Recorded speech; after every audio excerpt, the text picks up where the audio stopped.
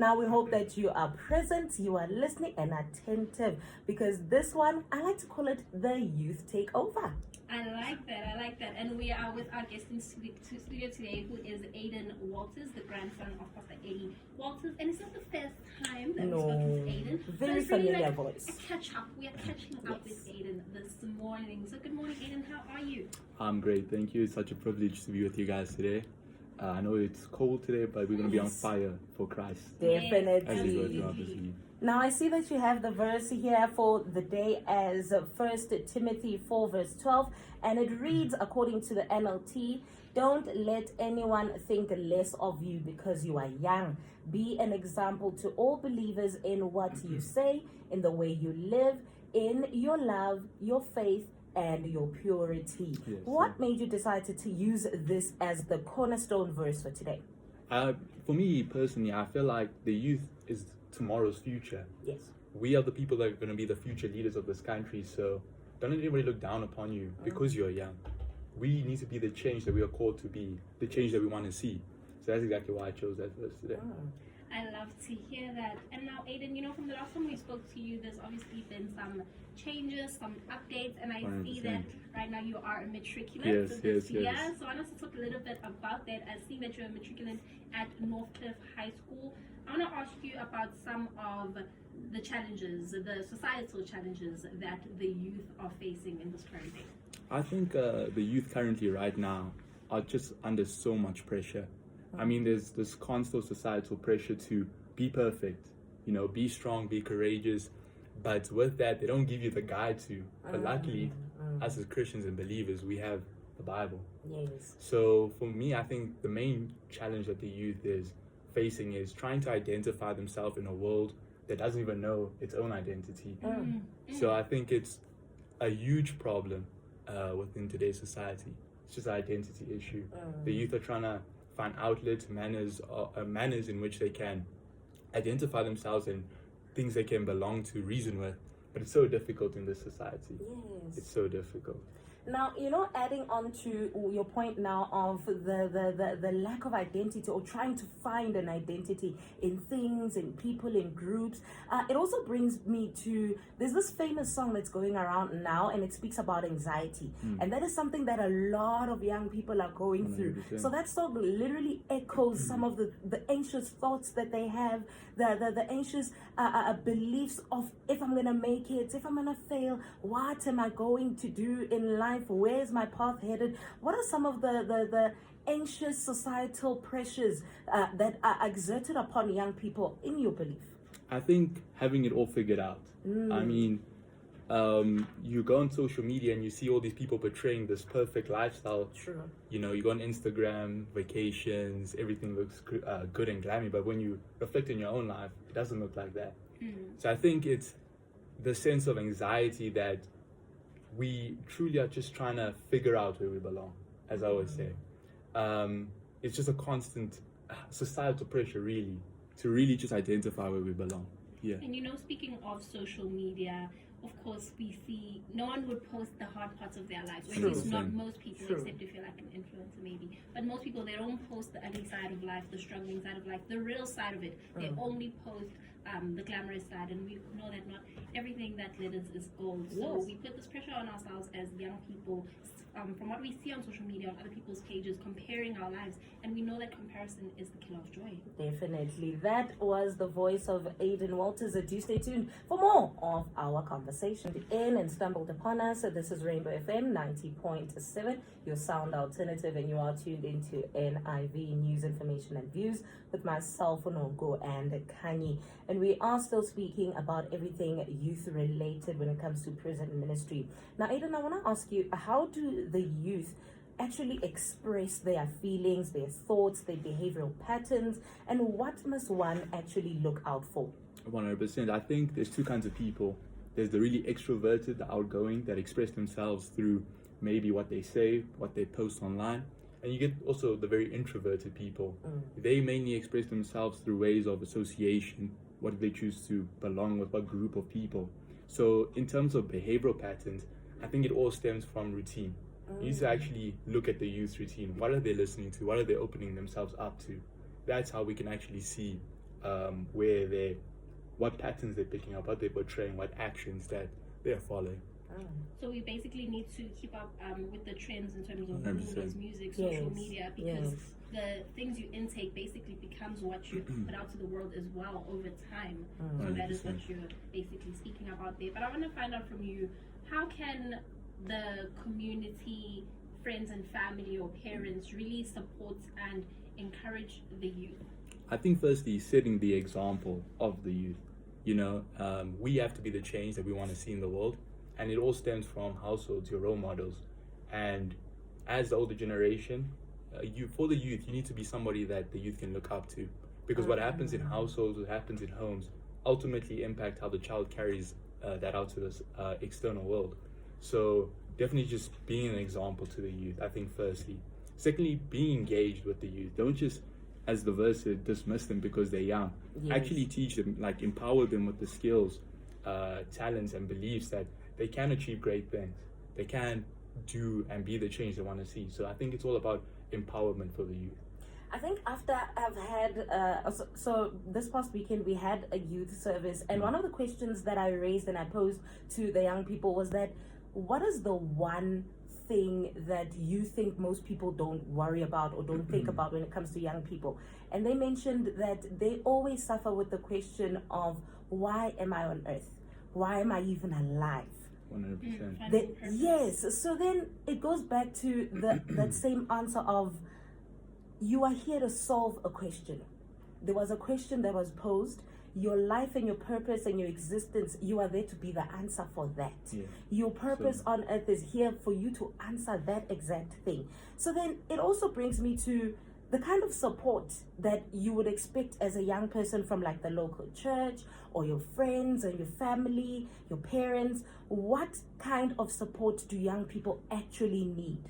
I think they need an ear to listen to them, and instead of condemning them for coming out with their problems or condemning them for what they're struggling with, actually just comforting them. You know, we see throughout the Bible that the Lord is the good shepherd.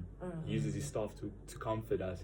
And I think it's that actually, I mean, the youth face so much condemnation from the world, especially if they're believers or they're trying to stand out from the rest. Sure. They face so much condemnation, and they don't need that again from local churches or from their families. So I think it's just being more understanding with the youth, understanding their problems, and then also just showing them love and grace. Now, speaking of the local church, what do you think is the role or importance of connect groups? Because, you know, certain churches have that where the youth come together maybe on a Friday night, and there's the word, and then there's also conversation. You know, split up into groups and have conversations and discuss People of the same age group. and of the same faith, people Yes. in the body of Christ. What is the importance of that? I think the strength of fellowship in the Bible, it's seen throughout, especially connecting with somebody that will understand you best because they're probably going through the same things as you. True. I think that meeting up on a Friday, like at youth nights, youth rallies, is so vital in belief, because it shows you that you're not alone.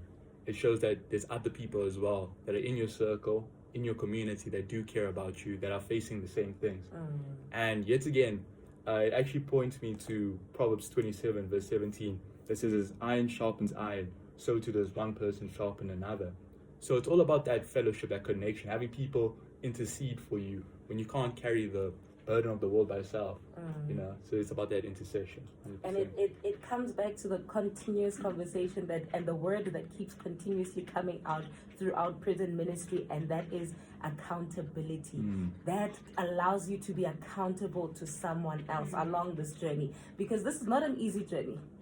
It is not an easy journey, but the journey towards hell is actually paved with good things. But this one is narrow. It's hard, it's difficult. So you are going to stumble along the way, but you need someone who's going to be there with you along the way, along the path. So right now it is 11:42. Do stay tuned for us to continue the conversation. We've been speaking to Aiden about all things the youth are going through, the challenges, the societal issues, the support that they need. But now, seeing that, Aiden, you are in matric, I want to come to a very important topic, which of course is exam time. We know that from prelim, the whole year is actually, you have to perform the whole year. You're applying to schools, they want your results every step of the way. Term 1, they want your results. Term 2, prelims, of course, and at the end of the year. So during this exam time, at this time when the youth, Gen Z are writing exams. Can you tell us about that? How's the preparation? How is everything? I think for the preparation, in Galatians it says it best. You reap what you sow. So I think it is about actually just kind of putting your head down and working. But you do have to plan kind of for it. Yes. Because failing to plan is planning to fail at the end of the day. So yeah, for the preparation, I definitely just say to the Gen Z, put your head down, have the discipline, the steadfastness, go through the studies, and you're going to reap the benefits of it. It's guaranteed. So yeah. And how can the family support you, for example, during In this this time time, of exams? Maybe they must fall back a little bit on the chores, let the child study. How can they help during this exam to alleviate some of the stress and some of the pressure? I think accountability firstly, just checking in on your kid, making sure he or she's doing okay during this time, because it is a very stressful period. And also with that, maybe providing outlets for your child as well, instead of just saying, okay, study, sit down, it's prelim time. Maybe during the weekend go do something a bit rambunctious with each other. True. Like going out for a picnic and Yes. just during this time of isolation, I think family is the most important, because that is going to really bring you out of it. And yeah, it's just important to have those outlets, those good outlets. Now, I can also suggest some snacks, buying them No, like a 100%. care package with all their Yay. favorite 100%. things. Yeah, so that while they're busy, they're grinding, they know they've got a stash of some of their favorite things there, Yes. just to help them 100%. cope. So now, thinking about this time, what are some of the things that you do that help you throughout this time, help you focus, help you study, and even help you just calm down some of the pressures that you feel? Because we know CPF method is not the one for this year. It's not the one. I think for me, firstly, to address being calm, it's being rooted in the word. I actually got this verse from a very formidable woman of God, and it's John 14, verse 27, that says, "Peace I leave you with, my peace I give to you, not as the world gives you. Let your hearts not be troubled, and neither be afraid." I think during this time, that just gives me so much peace, Yes. so much comfort, just knowing that I'm not going through this season alone. I'm going through it with God. So that for me, firstly. And how I plan for exams is kind of in a more holistic approach. So instead of just tackling, okay, I need to get through all of this, it's doing it more in a work-life integration way. So finding more better ways and more proactive ways to doing it. So maybe if I'm going for a run, just recording a voice note of me going through the notes. So while I'm running, I'm listening to my own voice recording of the notes. Great And I idea. kind of just, you don't even know you're studying Yes. by studying. It's definitely one of the best ways. And Wow. speaking of that method, I was just about to ask you about some of your study methods that you incorporate during this time. I know that Gen Z incorporates a lot of AI, which Yeah. definitely helps in Definitely. terms of maybe summaries, quizzes. Different types of AIs can do that for you. As also you've just mentioned recording yourself. There's different study methods. So what do you think? What do you do, and what do you think is going to be effective for other Gen Zers to do as well to help them during this time? I think definitely utilizing AI and the benefits of AI is definitely out there. Use it as a tool, definitely. Don't use it as your brain though. That's a very Yes, important yes. differentiation. Use it as a tool. So maybe get it to ask you questions on certain topics, or explain more in depth if you're not understanding it, or in a more proactive manner. What I usually do is I ask AI to make little acronyms or rhymes on certain subjects. So it just helps with that as well, summarizing it as well. Yeah. Well, thank you, Aiden, for having this very interesting and informative conversation with us. So at this time, as the youth and Gen Zs, important to note, youth and Gen Zs are writing exams. So can you give them a word of encouragement just to motivate them? Should they not put on more pressure and be anxious in this time? So just motivate them a little. 100%. I think for me, so often during this time, our minds are just racing with thoughts of uncertainty. We're so clouded, and it almost feels like there's a storm in your mind. But we so often forget who's in our boat, and that being the Prince of Peace, Jesus Christ. It actually reminded me of the story of when Peter was called to walk on water. And it's when he was focused on Jesus, when Jesus was the focal point. Even the distractions of the environment didn't affect him, because he had his gaze on Jesus. So I think during this time, ensure that God is at the center of what you're doing. God is a part of it, and you're just leaning on his strength, you're leaning on his understanding. And I think with that, don't let exams kill your dreams. If God has really instilled a belief in you, or there's something you're working towards, maybe even your dream occupational job, actually go for it. Because I know in Psalms 23 verse 5, it says, even amongst my enemies, you'll prepare a feast. So during this time, rest, have restoration. And the thing I find so powerful is there's always two kinds of individuals. There's the one that says, I can do it. There's the one that says, I can't. And the truth is they're both right about their circumstance. Yes. But we don't serve any God. We serve the God in Philippians 4 verse 13 that says, I can do all things through Come Christ on who now. strengthens me. So I think having those dreams and ambitions, go for it. God will never plant a seed within you that you cannot achieve. So always just remember that. Just go hard, go at it. Be a radical generation, be audacious, but always rooted in the truth.